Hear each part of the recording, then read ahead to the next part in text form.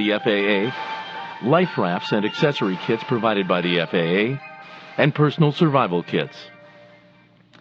The Mod 1 is a comprehensive survival kit that is designed to keep 4 persons alive for 72 hours.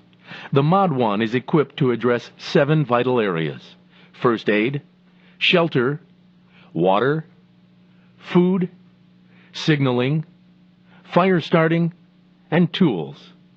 In the area of first aid, the Mod 1 contains the Adventure Day Tripper Medical Kit. It is designed for up to 5 people and is equipped to last approximately 4 days.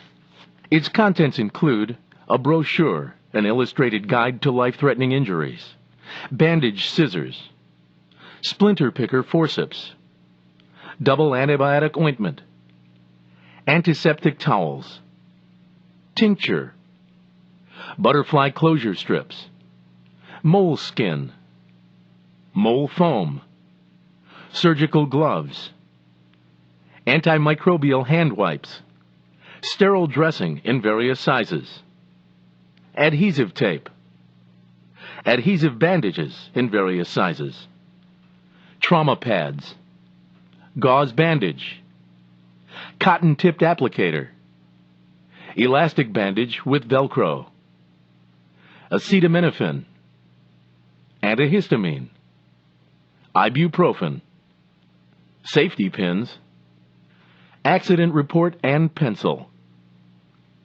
In addition to the Day Tripper, the Mod 1 will contain the following additional first aid items: sunblock, no rinse body wash, insect repellent. During your global survival course, you have or will receive a block of instruction on first aid techniques. This will help to tie together the first aid kit items and their use so that you may better treat common post-crash and survival injuries.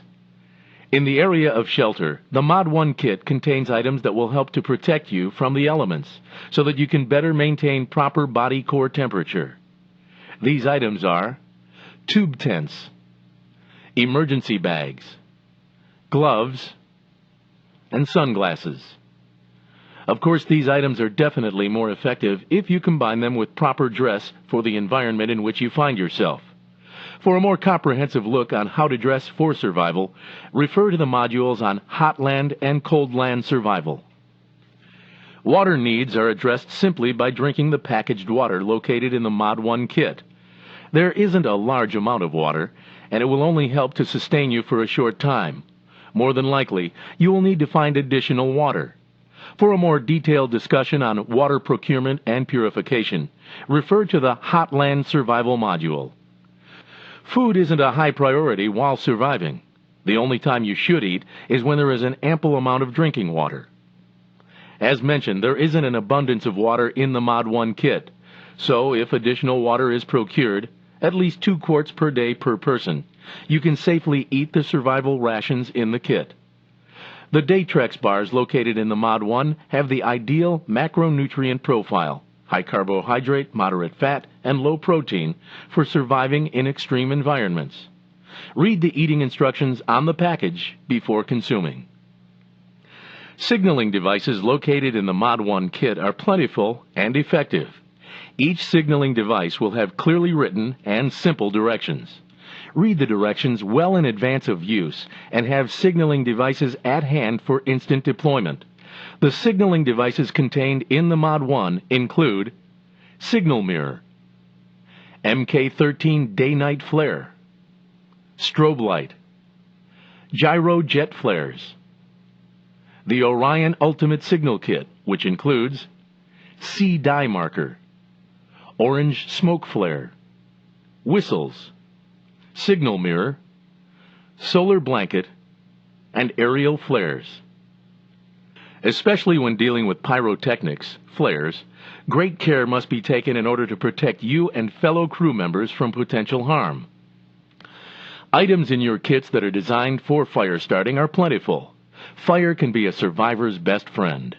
A fire will provide survivors with warmth, security, protection, a way to purify water and cook food, as well as acting as a signaling device.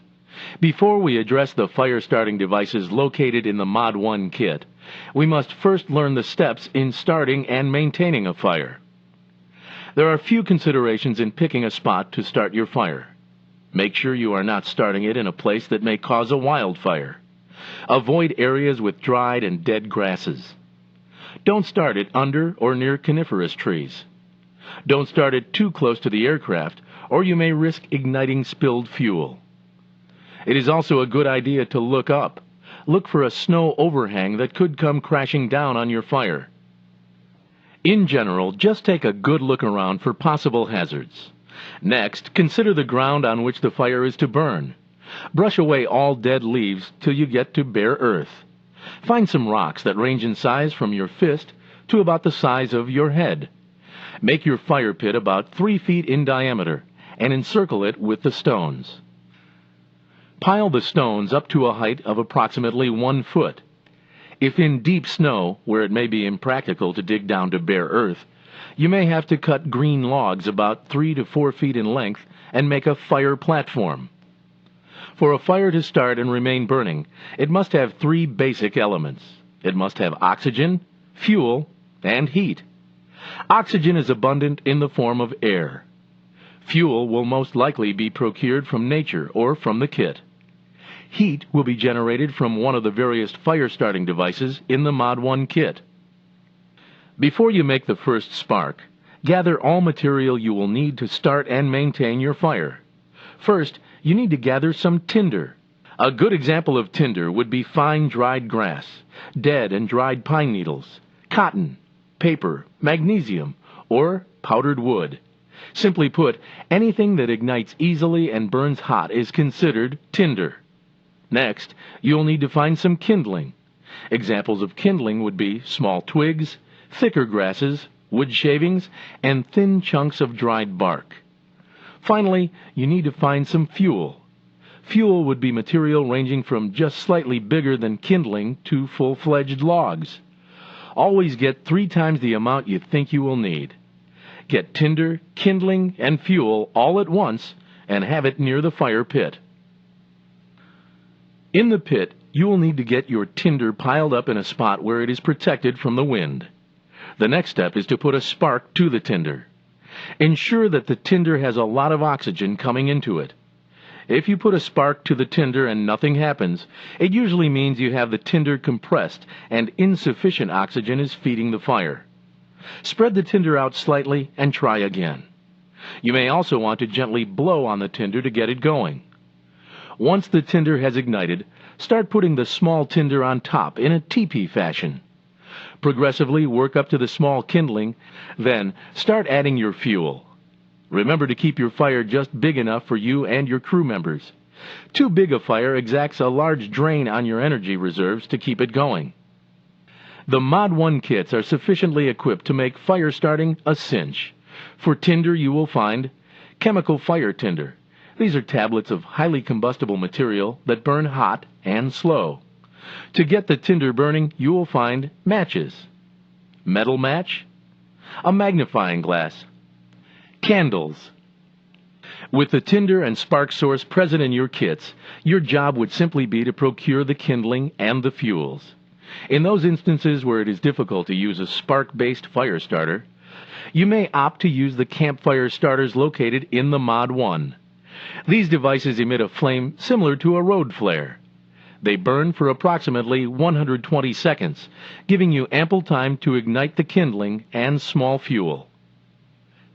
Survival tools located in the Mod 1 kit will help you in several ways. The tools you will find in the Mod 1 are mini folding shovel, multi-tool pliers, krill lamp for interior shelter lighting, saber cut saw for cutting firewood, duct tape, and flashlight.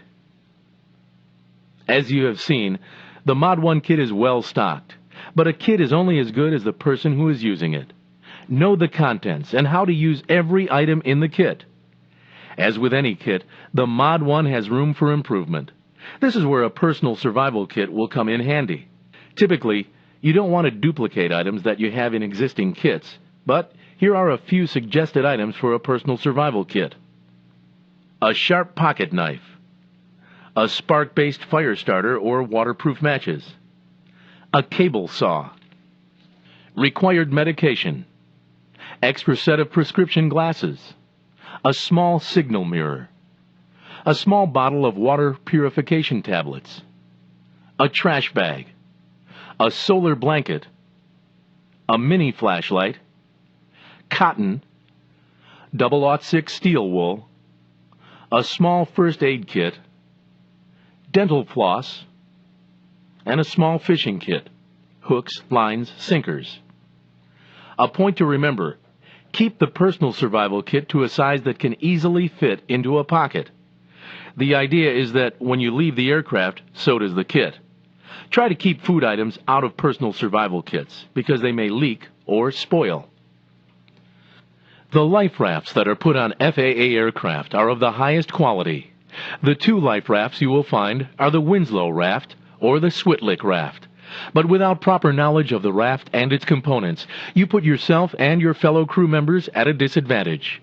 Some of the features of these life rafts are CO2 and nitrogen inflation system with oversized buoyancy tubes, tripod arch auto-inflating canopy support system, oversized 4-rung boarding ladder, 5 boarding assist handles, combination foul weather observation port and water collector, inflatable insulated floor, auto-deploying hemispherical drogue, 75 feet of heaving line, 35 feet of painter line with quick release, writing line with hand grips, unidirectional radar reflective tape.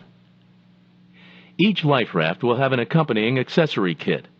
These items will help to make survival at sea a little easier and help to facilitate a quicker rescue. Items in the accessory pack include Survivor 6 reverse osmosis pump, sea dye marker, emergency water container, raft repair kit, hand pump, raft knife, bailing bucket, sponge, heaving line, sea anchor, fishing kit, flashlight, signal flares, EBC 102 emergency locator transmitter. The life raft will take about 30 seconds to fully deploy in temperate conditions.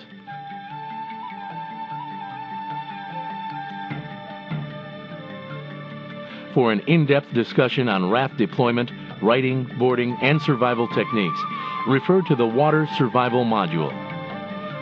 As you have seen, the FAA has invested a great deal in ensuring that its pilots and crew members are properly equipped to survive.